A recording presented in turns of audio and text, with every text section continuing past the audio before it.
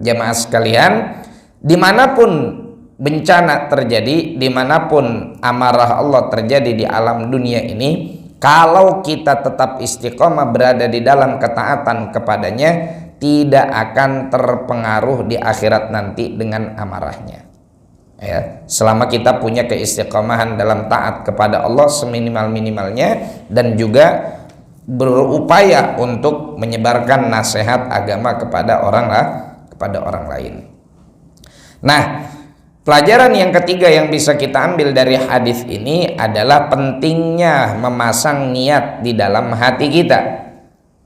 Pentingnya memasang niat di dalam hati kita.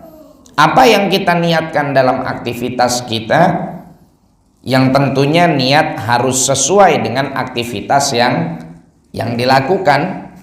Lil wasaili hukmul maqasid.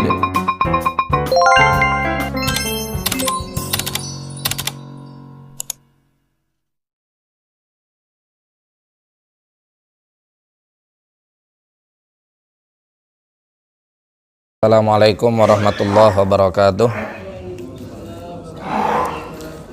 Alhamdulillah, wassalatu wassalamu ala sayyidina maulana rasulillah wa ala alihi wa ashabihi wa man tabi'ahu wa nasarahu wa walah, amma ba'dah.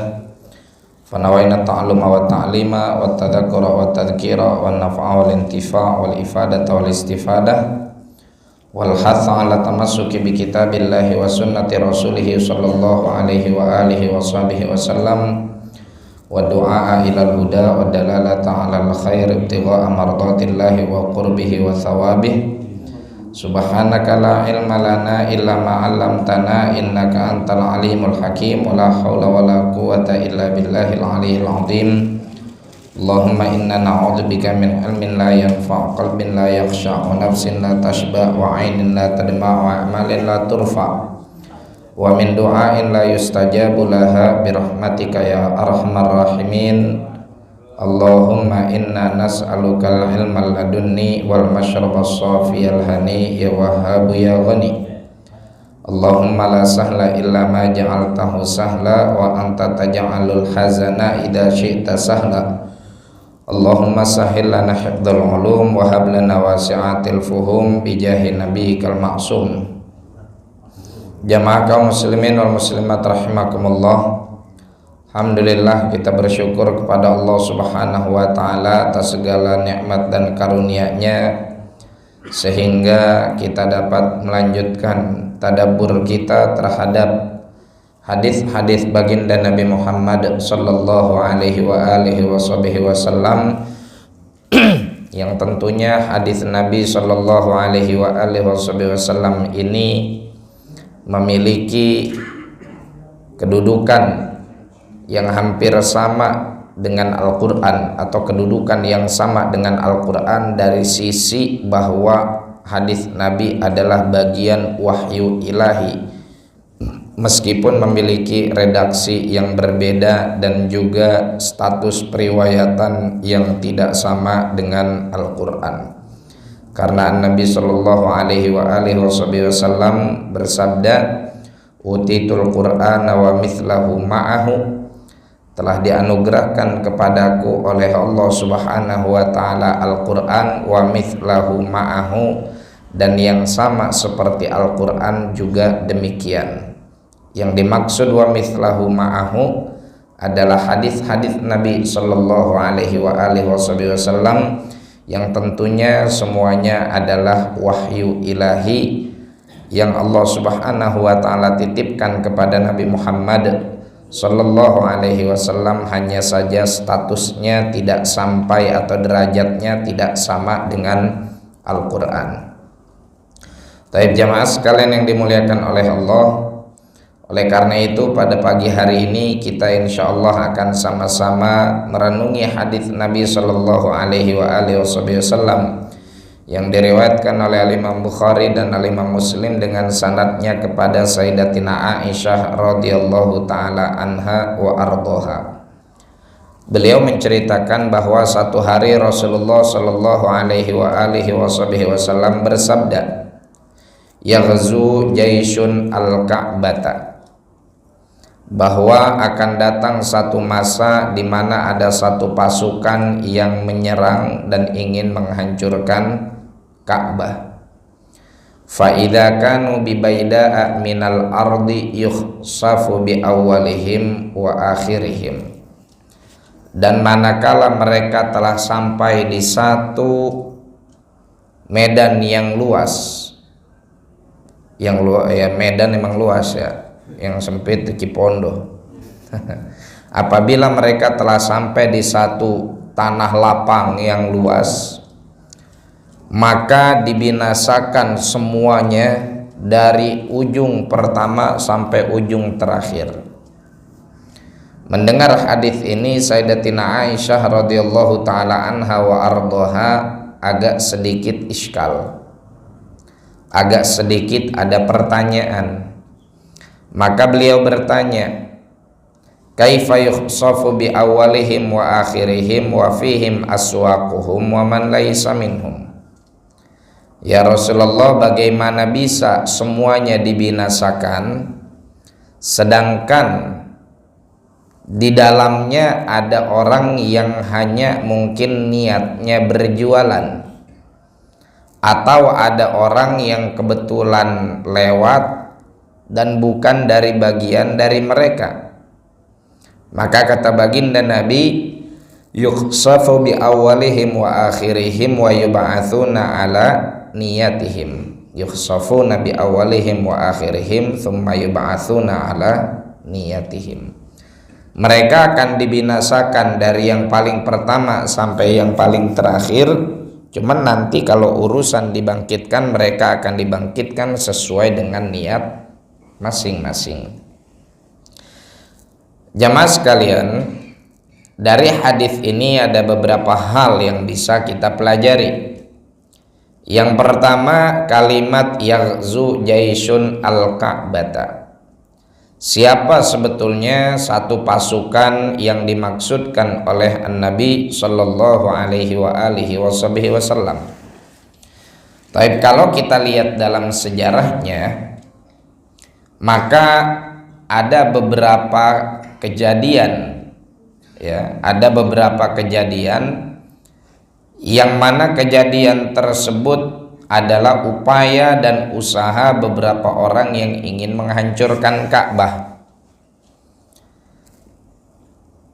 Yang pertama mungkin sering kita dengar dahulu, ada pasukan namanya Abraha.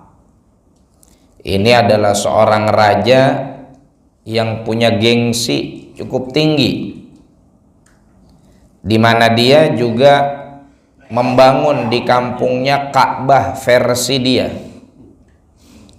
Jadi dia bilang, daripada jauh-jauh ke Mekah, nih kita bikinin di sini. Nah, yang di Mekah kita hancurin biar orang Mekah pada kesini, untuk menjadikan Ka'bah bikinan kita sebagai destinasi tujuan spiritual orang-orang yang pengen berhaji dan tawaf di sekeliling Ka'bah, ya. Dan kita jangan kalah gengsi, kita jangan kalah pamor, kita jangan kalah saing. Kita bikin di sini, yang di sono kita kita hancurin.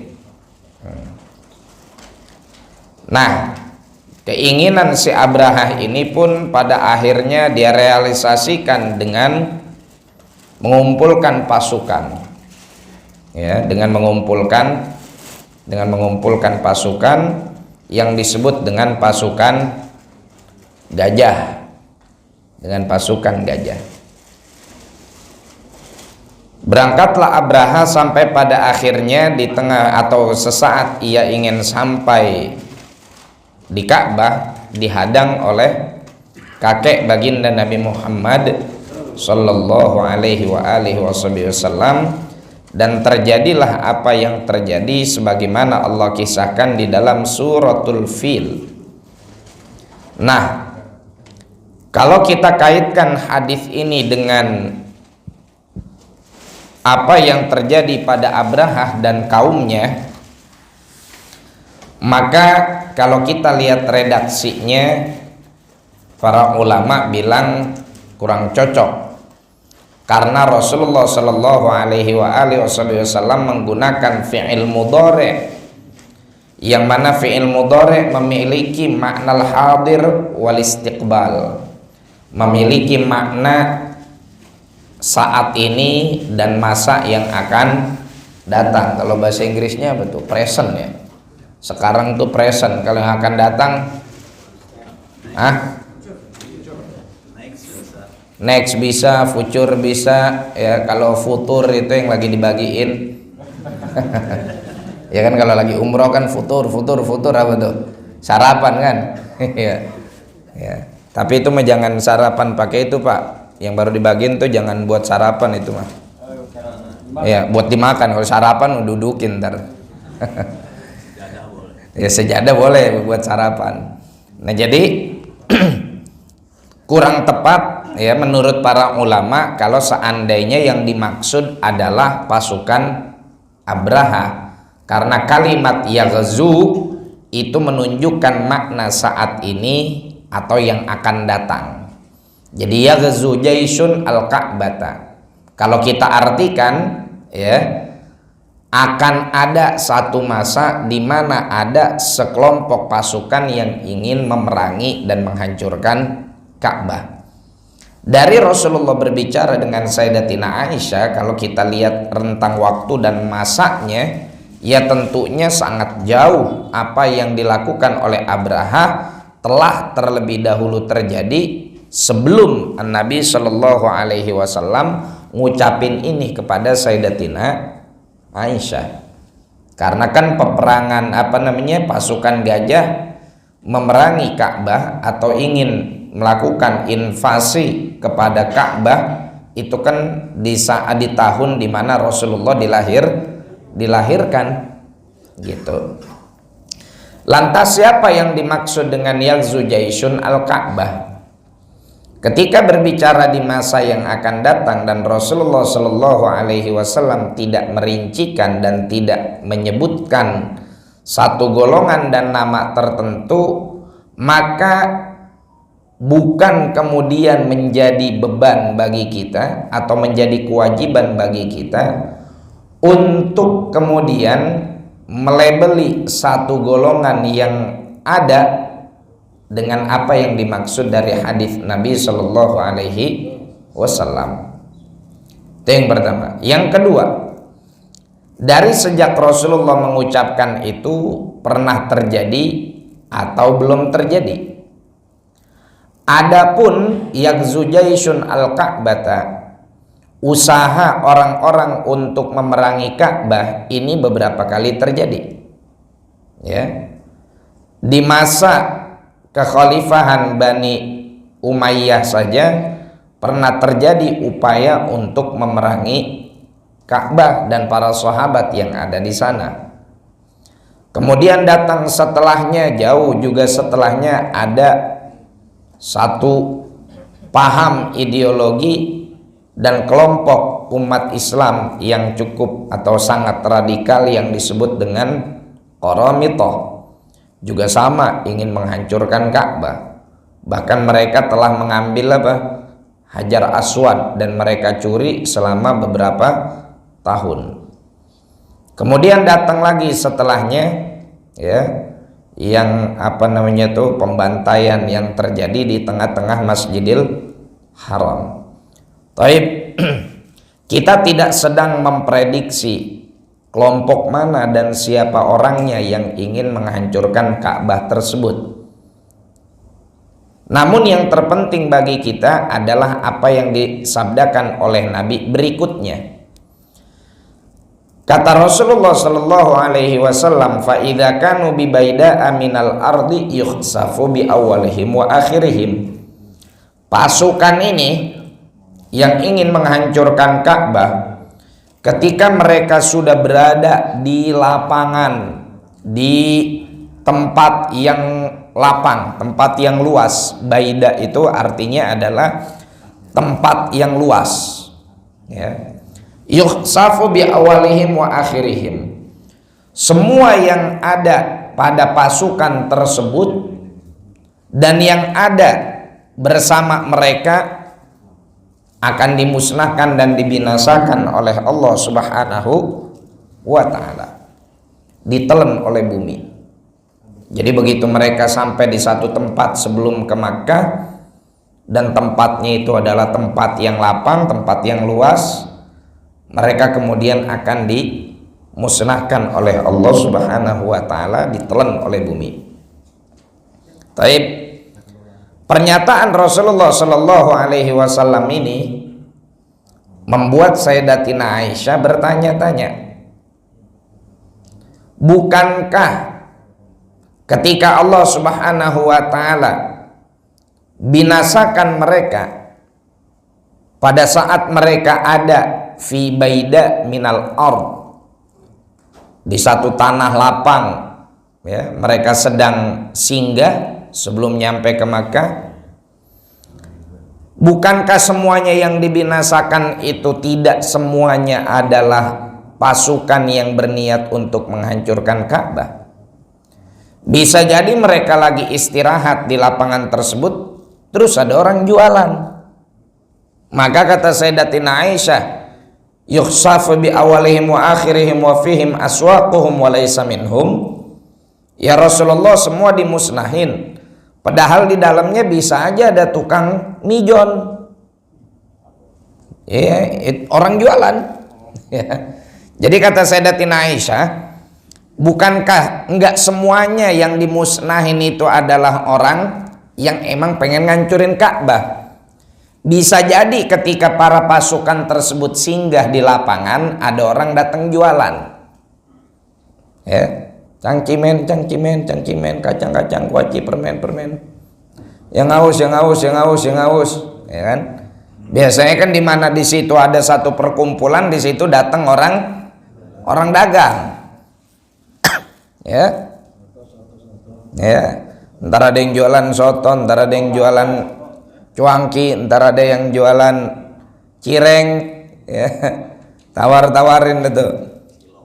Ntar ada yang jualan cilok, ada yang jualan tahu bulat, ya. Jadi mereka yang datang dengan niat jualan, masa musnah juga? Waman laisa minhum.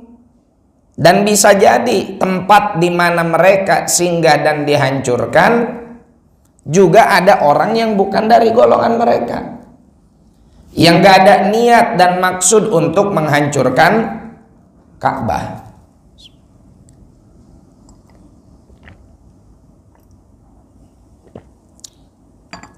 Istishkal Sayyidatina Aisyah ini dijawab oleh baginda Nabi Muhammad sallallahu alaihi wasallam dengan ungkapan yukhsafu bi awwalihim wa akhirihim thumma yub'atsuna ala niyatihim.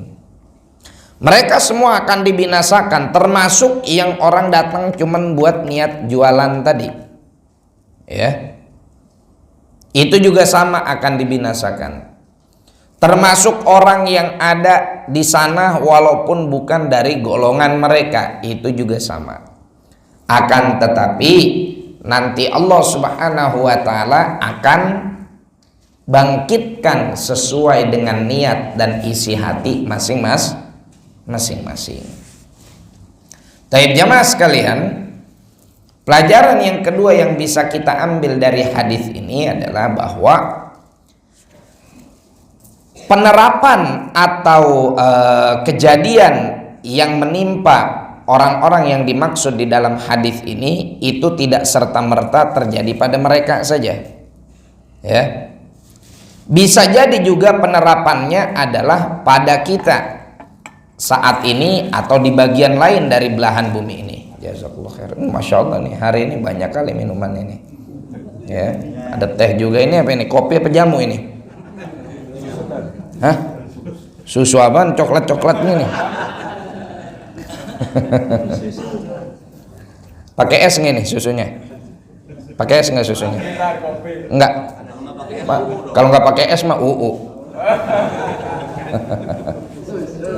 nih, susu nggak pakai es jadi Jadi kalau minum susu aja edir kudu ada kudu ada S-nya. Ya, kalau nggak ada S-nya jadinya UU. Nah itu jemaah sekalian. Nah oleh karena itu bisa kita simpulkan juga kata para ulama, apabila terjadi satu musibah yang menimpa satu kaum dengan jumlah yang besar, ya, bisa jadi tatkala musibah tersebut terjadi, yang menjadi korban bukan hanya ahli maksiat, tapi juga ahli taat. Maka dari itu kalau ada bencana alam yang memakan banyak korban, ada bencana alam yang kemudian memusnahkan satu kampung tertentu, dari sisi kita sebagai hamba Allah Subhanahu wa ta'ala untuk introspeksi, maka kita merasa bahwa itu adalah bagian dari teguran Allah atas kemaksiatan yang kita lakukan. Namun kemudian juga kita mesti menyadari bahwa seringkali amarah Allah Subhanahu wa ta'ala menimpa kepada mereka yang jahat, ya.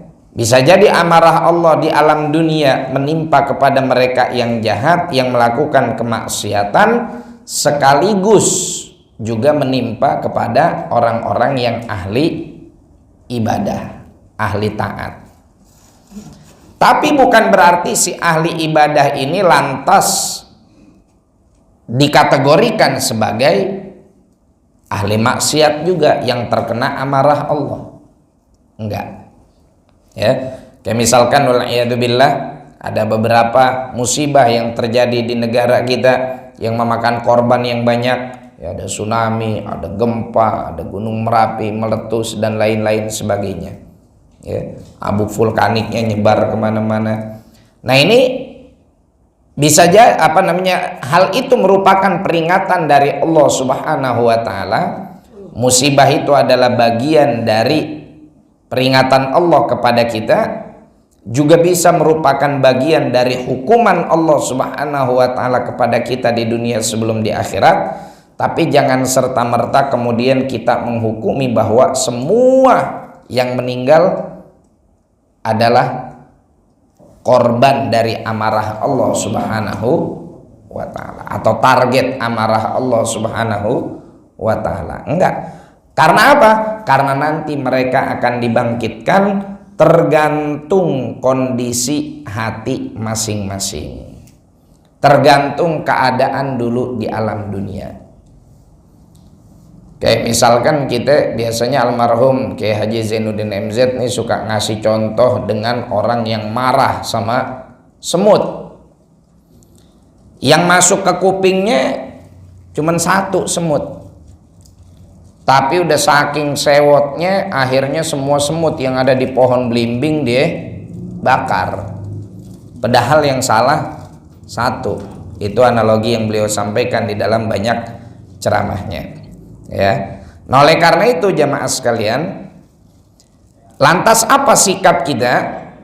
Apa yang harus kita lakukan? Yang harus kita lakukan adalah senantiasa berada dalam ketaatan kepada Allah, menjaga niat-niat yang baik, dan menegur saudara-saudara kita, menasehati saudara-saudara kita, ya, mengajak mereka untuk kemudian taat kepada Allah Subhanahu wa ta'ala, agar jangan sampai kemaksiatan yang dilakukan menjadi beban bagi orang lain. Nah, namun Allah Subhanahu wa ta'ala Maha tahu isi hati masing-masing hambanya, masing-masing makhluknya. Maka dikatakan wa yub'atsuna ala niyatihim, mereka akan dibangkitkan sesuai dengan niatnya masing-masing. Ini emang yang niat pengen ngancurin Ka'bah, oh iya, berarti ini yang disiksa. Oh ini niatnya apa? Ini niatnya adalah jualan, cuman datang ke sini bawa telur asin buat oleh-oleh, kirain orang kumpul mau camping apa mau ngapain. Ya nggak taunya mereka pengen berbuat jahat. Tapi udah kandung ada di tengah-tengah mereka, musibah terjadi, ya, amarah Allah terjadi, maka pada akhirnya ikut musnah juga. Oh, ini mah dia mah kagak niat apa-apa, kagak tahu, nggak tahu kejadian nih orang pada ngumpul ngapain. Ya udah, dia mah lagi nyari nafkah nih, tukang telur asin, pindahin. Berarti orang baik gitu. Wah, kata jemaah sekalian, dimanapun bencana terjadi, dimanapun amarah Allah terjadi di alam dunia ini, kalau kita tetap istiqomah berada di dalam ketaatan kepadanya, tidak akan terpengaruh di akhirat nanti dengan amarahnya. Ya, selama kita punya keistiqomahan dalam taat kepada Allah seminimal-minimalnya, dan juga berupaya untuk menyebarkan nasihat agama kepada orang lain. Nah, pelajaran yang ketiga yang bisa kita ambil dari hadis ini adalah pentingnya memasang niat di dalam hati kita. Pentingnya memasang niat di dalam hati kita.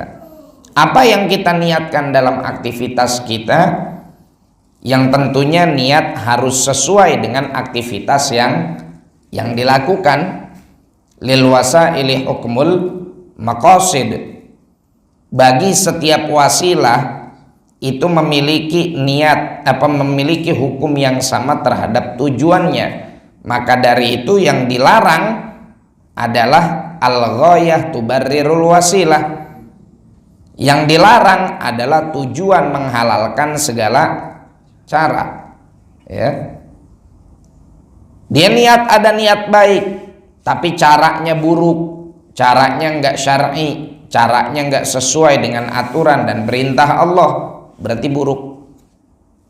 Tapi kalau seandainya niatnya baik, kemudian cara melakukannya juga baik, al-ghayah tuqarrirul wasilah, ya, tujuanlah yang kemudian menentukan dan menetapkan bagaimana caranya, maka ini juga akan bernilai baik. Amalannya baik, tapi niatnya yang buruk, ini juga akan bernilai buruk sebagaimana orang yang punya niat yang buruk dengan cara yang baik tadi. Jadi harus sinkron antara niat dan cara, antara tujuan dan perbuatan harus sejalan, harus sinkron. Saya niatnya nyambung tali silaturahim, ya, niatnya nyambung tali silaturahim. Tapi apa perbuatannya? Perbuatannya adalah ngeboncengin anak gadis orang lain, diajak jalan-jalan, diajak nginep di hotel. Niatnya nyambung tali silaturahim, bener nggak tuh? Itu namanya nyambung tali neraka. Ya. Saya niatnya menyayangi hamba-hamba Allah. Ya. Allah perintahkan kita untuk menyayangi makhluknya. Ngasih minum kucing aja bisa bikin masuk surga, ngelus-ngelus kepala yatim aja berdampingan dengan Rasulullah, ini nggak tanggung-tanggung. Yang saya rawat dan saya jaga dan saya elus-elus adalah pala mama yatim. Ya kalau dijadiin bini silakan, udah nggak jadi mama yatim lagi. Tapi kalau nggak dijadiin bini, palanya dilus-elus, ya haram. Walaupun niatnya adalah menyayangi emaknya yatim. Ya. Nah itu, jadi antara tujuan, niat dan perbuatan harus sesuai. Nah, keutamaan niat yang baik juga bisa menghadirkan bagi seseorang pahala yang sama dengan yang dilakukan oleh orang lain apabila orang tersebut memiliki halangan. Kata baginda Nabi sallallahu alaihi wasallam, rubba qaumin bil madinati masirtum masiran wala qata'tum wadiya illa wa hum ma'akum habasahumul udzur. Berapa banyak orang yang ada di Madinah, di mana kalian semakin jauh melangkah, di mana kalian melakukan perjalanan, dimanapun kalian singgah, mereka bersama kalian. Habasahumul udur, mereka nggak bisa ikut serta karena punya udur. Tapi syarakukum fil ajr, mereka punya pahala yang sama dengan kalian. Jadi di dalam hadis ini Nabi sedang menjelaskan kepada para sahabat radhiyallahu taala anhum wa ardhahum bahwa berapa banyak orang di Madinah nggak bisa ikut sama kalian, ya, nggak bisa ikut sama kalian melakukan perjalanan dakwah ini, melakukan perjalanan jihad ini. Makoto masir tum masiran wala koto tum wadiya illa wahum ma'akum. Tidaklah kalian menempuh dan tiba di suatu lembah, tidaklah kalian menempuh sebuah perjalanan melainkan mereka bersama kalian. Kenapa mereka bersama kita? Habasahumul udur, mereka ada niat ingin mengikuti kita, ada rencana berangkat bersama kita atau bersama kalian, kata Nabi kepada para sahabat. Hanya saja mereka terperangkap oleh udur. Nah, maka kata para ulama, hadis ini memberi sebuah pelajaran dan penjelasan kepada kita, di mana kita ada niat yang baik untuk melakukan sesuatu lalu kita terperangkap oleh udur, dan kita niatkan tetap untuk melaksanakan hal itu, maka kita akan mendapatkan dan kebagian pahalanya, ya. Orang hadir di majelis taklim, di majelis ilmu, di majelis dzikir, udah diumumin di flyer, di baleho dan lain-lain sebagainya. Hadirilah kajian subuh bersama Profesor Dr. Kiai Haji Suyatno, MPD, MAG, MPASI. MPASI mah buat baik ya. Kajian strategi menaklukkan hati wanita. Wede. Hebat nih kajian subuhnya, rame yang hadir ini. Ya. Taib, waduh, kita udah ngeliat balehonya, flyernya, wajahnya gagah betul, gelarnya kalau kata orang Poris bererod, panjang, antri. Bukan beliau yang antri ngedapetin gelar, gelar yang antri ngedapetin beliau. Masya Allah. Taib, saya niat pokoknya pengen hadir kajian subuh beliau di Masjid Kebon Kosong.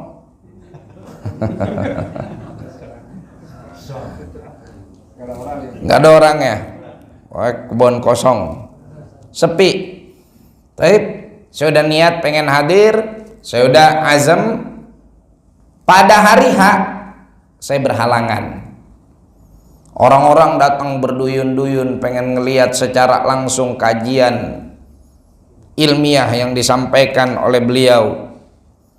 Saya berhalangan, tiba-tiba ditelepon sama ibu suruh nganterin, atau tiba-tiba ditelepon sama bapak kurang sehat minta diurusin, atau tiba-tiba kita yang sakit.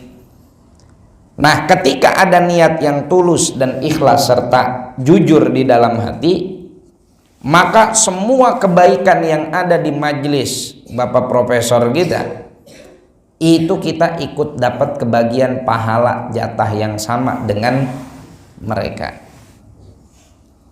Jadi udzur yang didahului dengan adanya azam dan niat itu menjadikan seseorang kendati pun mereka tidak hadir tapi mendapatkan pahala yang sama, ya. Walaupun sebagian ulama bilang syarakukum fil ajr ini maknanya mereka mendapatkan pahala yang Allah berikan kepada ahlul khair tersebut, kepada para pasukan atau sekelompok yang baik tersebut, hanya saja distribusinya berbeda-beda. Karena beda antara orang yang betul-betul memperjuangkan dengan orang-orang yang berhalangan, ya. Nah, dari sini para ulama ngajarin kita satu ilmu. Apa itu?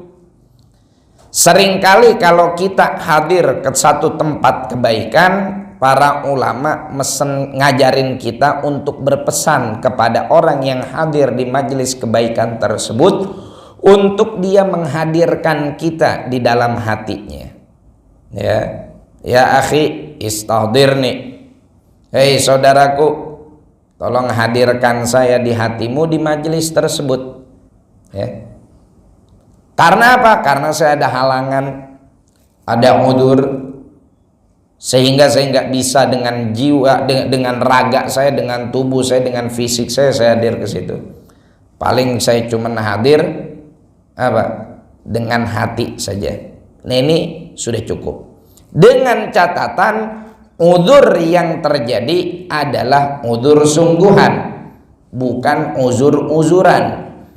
Ya, ini yang bahaya ini. Uzur-uzuran ini yang bahaya. Oh, saya niat pengen hadir pengajian, tapi tiba-tiba mohon maaf saya berhalangan hadir. Ngapain? Lagi nonton Indonesia lawan Bahrain. Aturan ngaji dapat berkat, akhirnya kagak dapat berkat, dapatnya curangan. Dapatnya marah-marah jadinya kita, gitu. Ya. Nah ini kalau uzurnya nggak tepat atau uzurnya sengaja dibuat-buat, uzur-uzuran, ini nggak masuk ke dalam makna hadis ini.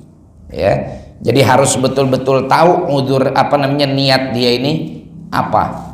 Uzurnya disebabkan karena apa. Itulah dahulu bahkan Rasulullah sampai membahasakan seorang anak yang uzur dan berhalangan tidak bisa ikut dalam jihad perang fisabilillah karena dia harus ngurusin orang tua, maka Rasulullah katakan bahwa kamu ngurusin orang tuamu itu adalah bagian dari jihad.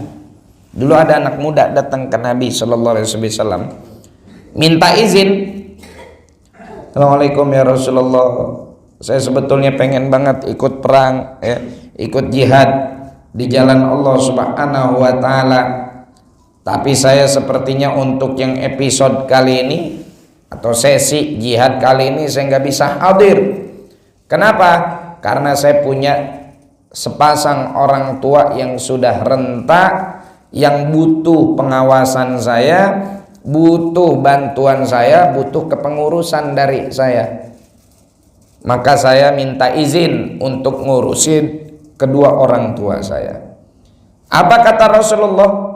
Fafihima fajahid. Ya udah, jihad kamu adalah dengan ngurusin orang tuamu. Artinya pahala jihad yang dilakukan oleh para sahabat yang lain yang berangkat ke medan perang mengangkat senjata itu juga bisa dihasilkan oleh si anak tadi yang berbakti kepada kedua orang tuanya. Dengan catatan ya benar-benar dia berbakti ngurusin orang tua. Jangan assalamualaikum Ustaz Pak Haji Atno, mohon maaf saya nggak bisa hadir nih acara dzikir, acara maulid ziarah. Kenapa? Saya harus ngurusin orang tua. Saat begitu yang lain pada berangkat ngaji, dia juga berangkat, kirain beli makanan, beli sarapan buat orang tuanya, nggak taunya mancing. Nggak taunya mancing. Ya. Lah katanya ngurusin orang tua, aku mancing. Ya ini lagi nyari ikan buat makan orang tua, gitu dah, ngelesnya ada aja. Jadi udzur yang jujur inilah yang menyebabkan seseorang bisa musyarakah, bisa ikut mendapatkan kebaikan dari yang dilakukan oleh orang lain dan dia berazam untuk melakukannya namun tidak kesampaian. Ya. Sebagaimana yang dilakukan oleh sahabat tadi, dia betul-betul memiliki kedua orang tua yang sedang dalam keadaan yang sangat membutuhkan kehadiran si anaknya tersebut, maka Rasulullah izinkan, dan Rasulullah anggap bahwa apa yang anak ini lakukan terhadap kedua orang tuanya juga sama merupakan bagian dari jihad fisabilillah. Yang kedua, makna dari hadis fafihi mafajahid, berjihadlah kamu kepada kedua orang tuamu. Ini kalau kita terapkan dalam kondisi yang seperti kita di Indonesia ini, ya, maka tidak membutuhkan imam, nggak membutuhkan izin dari imam untuk kita tidak melakukan atau kita melakukan bakti kita kepada kedua orang tua dan tidak berkontribusi dalam hal yang sedang dilakukan oleh orang lain. Tapi kalau dalam kondisi kita fardu ain, ada peperangan, sehingga kita fardu ain hukumnya untuk melakukan jihad, maka kalau orang tua kita minta temenin kita, minta diurus sama kita, harus ada izin dari hakim, harus ada izin dari imam, ya, harus ada izin dari imam. Tapi kalau kondisi seperti kita di Indonesia saat ini, maka kita tidak membutuhkan izin dari siapapun untuk berbakti kepada kedua orang tua kita, illa kecuali di dalam beberapa kondisi di mana kita terikat satu hubungan dan konsekuensi dengan atasan atau guru, misalkan, ya, guru kita ngajak taklim, ngajak ziarah dan lain-lain sebagainya, kemudian kita berhalangan, Kiai, Ustaz, saya mohon maaf ini nggak bisa ikut, nggak bisa hadir karena harus ngurusin orang tua. Ya, maka pengurusan kita kepada orang tua kita adalah juga bagian dari jihad, ya. Inilah keluasan Islam dan kasih sayang Allah Subhanahu wa taala di dalam memberikan potensi-potensi pahala dan kebaikan untuk para pemeluknya. Bahkan sesuatu yang tidak dia lakukan dengan kesahihan niat, dengan kebaikan niat, dengan hati yang tulus dan tekad untuk ikut melakukan namun tidak kesampaian, dia pun akan mendapatkan pahala dari perbuatan tersebut. Oleh karena itu, jamaah sekalian, jangan lupa untuk senantiasa memperbaiki dan memperbaharui serta menguatkan niat kita. Man fatah alillahi baban niyatin sholihah fatah Allahu alaihi sab'ina baban min abwabit taufiq. Barang siapa yang membuka di dalam hatinya niat yang baik karena Allah, satu aja pintu niat baik karena Allah, maka apa yang terjadi? Fatah Allahu alaihi sab'ina baban min abwabit taufiq. Maka Allah Subhanahu wa taala akan bukakan baginya 70 pintu taufik. Orang kalau sudah ada niat baik, sebetulnya akan Allah berikan banyak cara untuk dia mengeksekusi dan mewujudkan niatnya. Asal niat dan tekadnya baik, itu mujarrab, pasti itu, ya. Tapi kalau orang nggak punya niat yang baik, ya udah, walaupun dia berencana seperti apapun rasanya sulit. Dan sebetulnya ini satu hal yang merupakan anugerah Allah yang sangat luar biasa. Walaupun kadang-kadang kita dibikin deg-degan dulu, ya, kita mau ngadain acara tablik akbar, kita mau ngadain acara haul, acara maulid baginda Nabi Sallallahu Alaihi Wasallam. Ya Allah, ini dana yang kita butuhkan sekian, tapi nyampe hamin segini baru segono. Udah nyampe hamin segini baru segono. Ini keburu apa enggak nih? Nyampe target apa enggak nih? Dibikin deg-degan dulu oleh Allah Subhanahu wa taala. Teruji niat kita mujarrab, bahwa biasanya mendekati hari H atau bahkan terkadang di hari H ada saja bantuan dan pertolongan Allah Subhanahu wa taala, ya. Dan ini didapati oleh siapapun. Bagian dari keanugerah Allah Subhanahu wa taala, satu niat baik yang kita tekadkan di dalam hati, Allah akan berikan 70 pintu taufik bagi dia untuk mengeksekusi dan mewujudkan niatnya. Asalkan itu niyah min sidik, niat yang betul-betul jujur dari dalam hati. Yang jadi masalah ini adalah niat kita kebanyakan nggak jujur dari dalam hati. Cuman rencana akal kita, ya, cuman rencana lisan kita, tapi kita nggak tekatin di dalam hati. Itulah yang kemudian sulit untuk memunculkan taufik dari Allah Subhanahu wa Ta'ala. Ya, jadi mudah-mudahan dengan apa yang kita sama-sama telah dengar dari hadis baginda Nabi Muhammad sallallahu alaihi wasallam, kita bisa menjadi satu orang-orang yang selalu berada dalam niat dan tekad yang baik. Ya, jangan terbersit niat jahat sedikit pun di dalam hati kita. Yang kedua, bahwa musibah yang terjadi, bencana yang terjadi itu adalah amarah Allah Subhanahu wa Ta'ala akibat kemaksiatan yang dilakukan oleh hamba-hambanya di muka bumi. Namun seringkali yang ikut menjadi korban juga adalah orang-orang yang baik. Maka jadilah kita orang yang baik dan jangan kemudian menghukumi orang yang baik tersebut juga sebagai ahli maksiat. Jangan, ya. Dan mati itu bukan lambang utama kekualatan. Orang seringkali nganggap, oh jemati no kualat jemetu, oh fulan mati de kualat. Lah kalau mati kualat, Nabi juga meninggal, Rasul juga meninggal, orang soleh juga meninggal, para wali juga meninggal.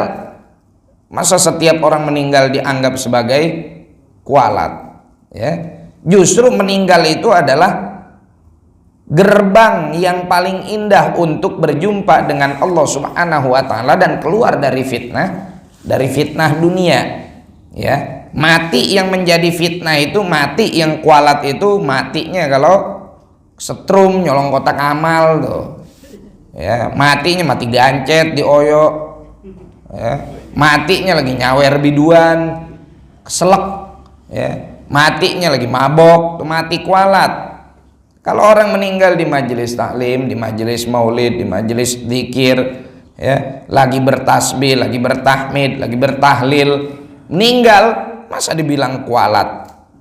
Ya, kualat dari mana? Orang akhir kalimat yang diucapkannya aja zikir, masa dibilang kualat? Ya. Sedangkan Al-Quran mengatakan bahwa yang namanya husnul khotimah adalah akhir yang baik dengan perbuatan apa yang sedang dia lakukan. Ini jadi pentingnya kita memasang niat yang baik yang ada di dalam hati kita untuk setiap perbuatan yang ingin kita lakukan, agar ketika kita tidak memiliki daya dan upaya untuk mengeksekusi niat tersebut, kita tetap dapat pahalanya. Amin ya rabbal alamin. Mudah-mudahan ada manfaatnya. Silahkan kita buka sesi tanya jawab.